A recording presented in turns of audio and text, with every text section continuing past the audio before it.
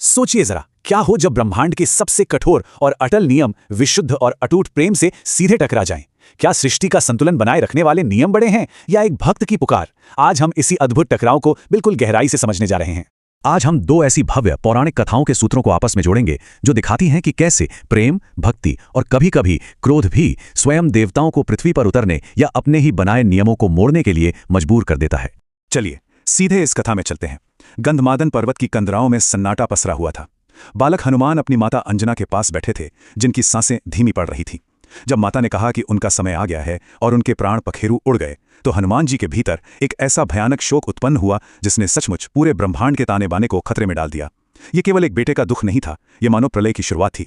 खंड 1, विद्रोही भक्ति।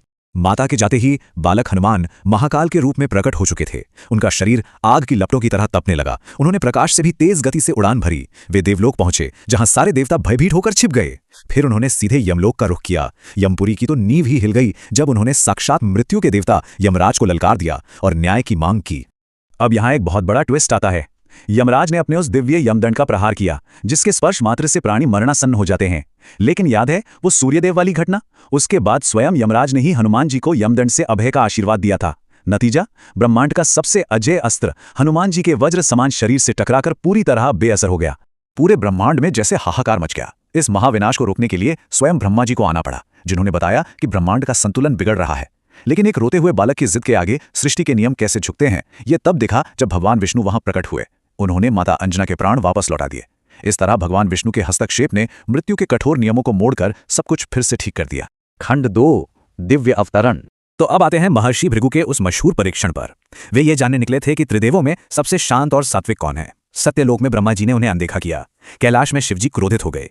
लेकिन जब भृगु मुनि ने वैकुंठ में भगवान विष्णु की छाती पर लात मारी, तो विष्णु जी को बिल्कुल क्रोध नहीं आया। उल्टे उन्होंने महर्षि के पैर दबाए और उनका सारा अहंकार नष्ट कर दिया। इस बात ने भगवान विष्णु के सर्वोच्च धैर्य को साबित कर दिया।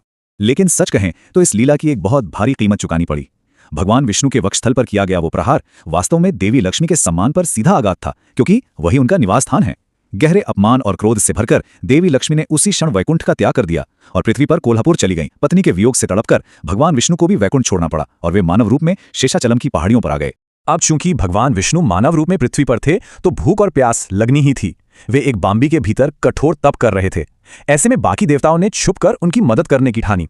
ब्रह्मा जी ने एक सुंदर गाय का रूप लिया, शिव जी बछड़े बने और सूर्यदेव एक साधारण ग्वाले बन गए, ताकि वे पृथ्वी पर भगवान विष्णु को भोजन और पोषण दे सकें।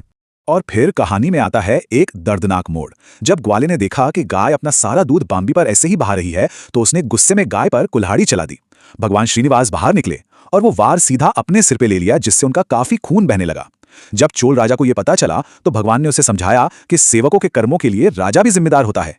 इसी कारण राजा को पिशाच बनने का भयानक शाप मिला, जो भविष्य में केवल एक सोने का मुकुट भेंट करने पर ही कट सकता था। इसके बाद घायल भगवान श्रीनिवास की मुलाकात वराह स्वामी से हुई, जो विष्णु के ही अवतार थे और वहां पहले से रह रहे थे। श्रीनिवास ने वहां रहने के लिए थोड़ी सी जगह मांगी। वराह स्वामी मान तो गए, पर एक बहुत ही सख्त शर्त पर, कि भविष्य में जो भी भक्त श्रीनिवास के दर्शन को आएंगे, उन्हें पहले आदि वराह स्वामी के दर्शन करने ही होंगे। यही कारण है कि आज भी तिरुमला की यात्रा तब तक पूरी नहीं मानी जाती जब तक भक्त पहले वराह स्वामी के दर्शन नहीं कर लेते। फिर आता है कथा का एक बेहद भावुक हिस्सा। भगवान को एक आश्रम में वकुला देवी के पास आश्रय मिलता है। आपको जानकर हैरानी होगी कि वकुला देवी और कोई नहीं बल्कि द्वापर युग की यशोदा मैया का पुनर्जन्म थी। द्वापर युग में वे श्री कृष्ण की शादी का आनंद नहीं ले पाई थीं, तो भगवान ने जो वचन उन्हें दिया था वो अब कलयुग में पूरा हो रहा था। उन्हें एक बार फिर अपने बेटे पर प्यार लुटाने का मौका मिल गया। वहीं दूसरी तरफ एक चमत्कार होता है।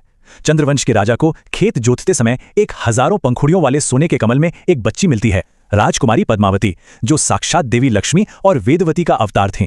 जब श्रीनिवास जंगल में शिकार के लिए निकले, तो एक जंगली हाथी के हमले के दौरान उनकी और पद्मावती की नजरें पहली बार मिली। ये कोई इत्तेफाक नहीं था, ये पूरी तरह से एक पूर्व निर्धारित दैवीय मिलन था।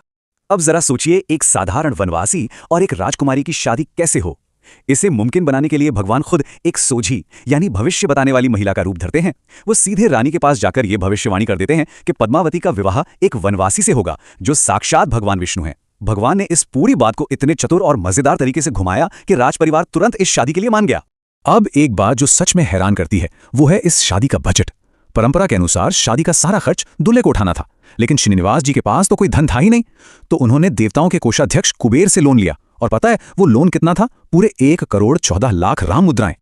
कुबेर जी ने यह धन ऐसे ही नहीं दे दिया। उन्होंने बाकायदा एक प्रॉमिसरी नोट या वचन पत्र लिखवाया। ये तय हुआ कि कलयुग के अंत तक भगवान श्रीनिवास इस भारी भरकम लोन का सिर्फ ब्याज चुकाएंगे।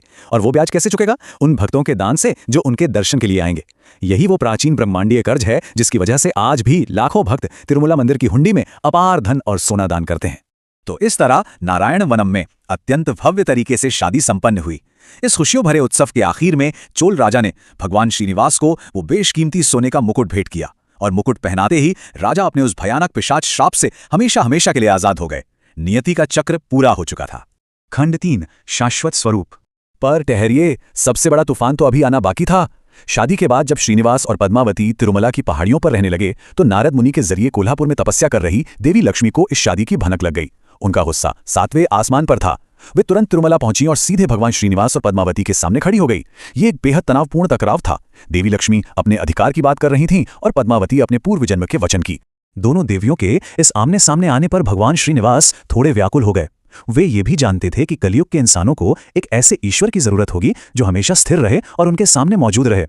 इसलिए दोनों देवियों का तनाव खत्म करने और इंसानी आस्था का एक स्थायी केंद्र बनने के लिए भगवान श्रीनिवास ने वहीं खड़े खड़े पाषाण यानी पत्थर का रूप धारण कर लिया। भगवान को पाषाण रूप में देखकर दोनों देवियों का सारा गुस्सा पिघल गया। उन्होंने भी हमेशा अपने स्वामी के साथ रहने का फैसला किया। आज भी तिरुमला में भगवान की मूर्ति के दर्शन करने पर यह अद्भुत दृश्य बिल्कुल साफ दिखाई देता है।